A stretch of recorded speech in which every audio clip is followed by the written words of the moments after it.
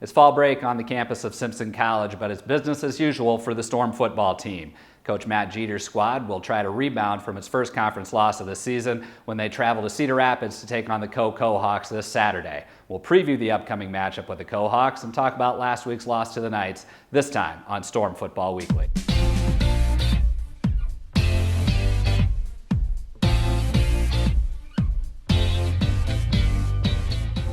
We're joined now, as always, by head coach Matt Jeter.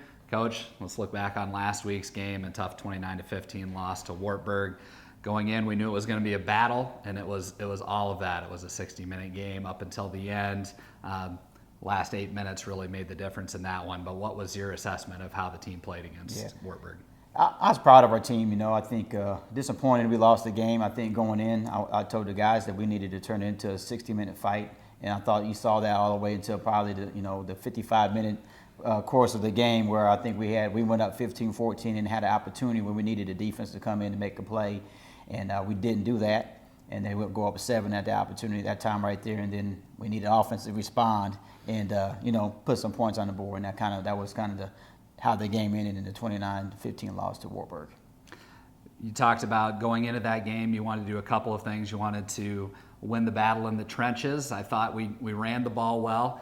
Maybe Wartburg ran for a few more yards than what you would have liked to see, but you wanted to win the turnover battle. You did that. We didn't hurt ourselves in that respect. Both teams had a few special teams snafus, if you will, but you had to be fairly pleased with how the game plan played out. Yeah.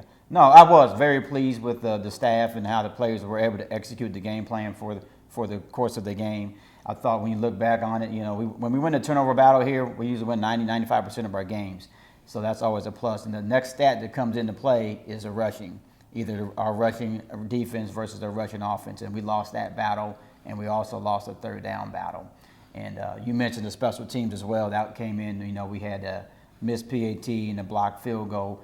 And anytime you're playing those games, that's not the reason we lost the game, but anytime you don't get points on the board against a top 10 team like that, that's going to come back to hurt you one way or the other.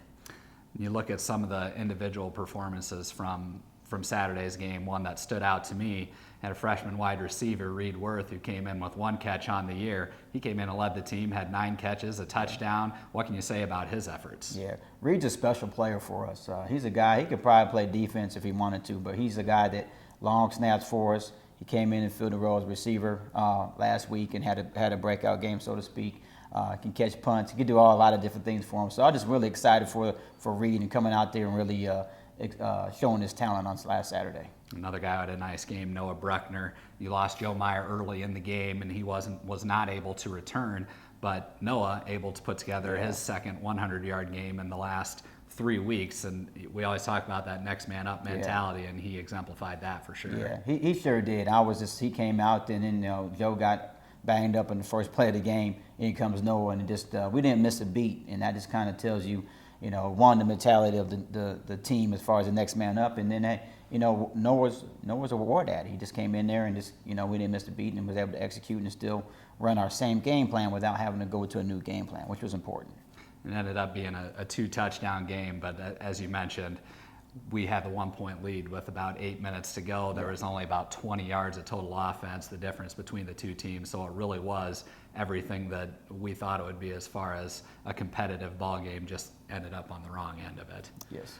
But no time to sulk, no time to cry about it. Time to move on to Another big game. So now Wartburg still is atop the league standings, and then there's a cluster of 3 teams, Simpson and Co. included, with 1 loss. How do you get the team to come back from last week's loss to turn around and get ready to go for another big game on the road? No, you're right. I mean, we have 24-hour rule. We had to flush the game Sunday at 5 o'clock, and able to flush the game and get moved on to Co. And as you mentioned, Co's probably playing the best football right now, coming in at 5-2, and we both have 1 loss in the conference. So this is a pivotal game for us in the conference, where we got 2 teams right now vying for second place right now in conference. So, our guys were resilient this week, and we just came out, and just kind of pounded the rock each week, Tuesday, Wednesday, and today, and just kind of pounded the rock in practice. And I was just really pleased with our efforts to practice.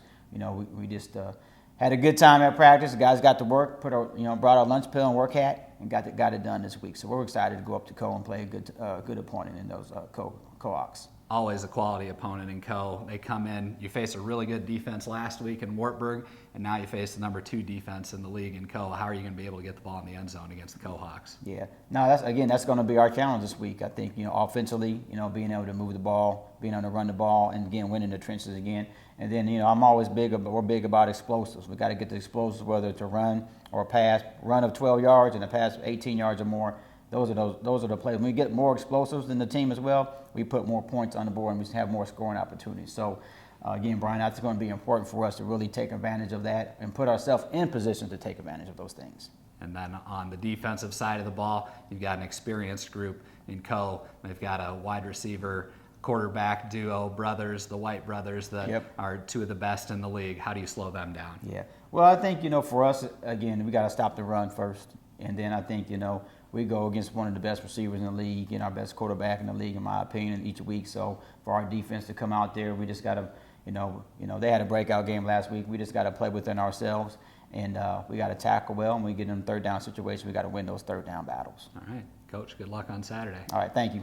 Kickoff's at 1 o'clock in Cedar Rapids between Simpson and Co. If you can't be at the game in person, you can listen to it online at knakRLS.com.